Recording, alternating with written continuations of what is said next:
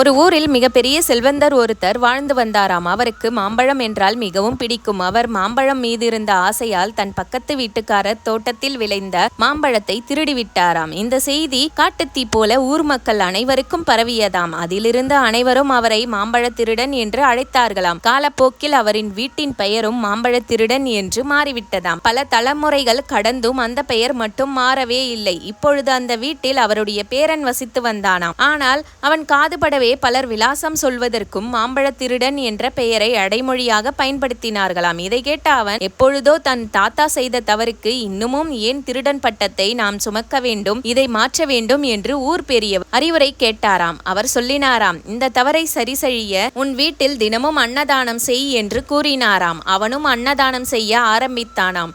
இப்பொழுது ஒருவர் விலாசம் சொல்ல அவன் காதுபடவே சொன்னாராம், அன்னதானம் செய்யும் வீட்டிலிருந்து 4வது வீடு என்று.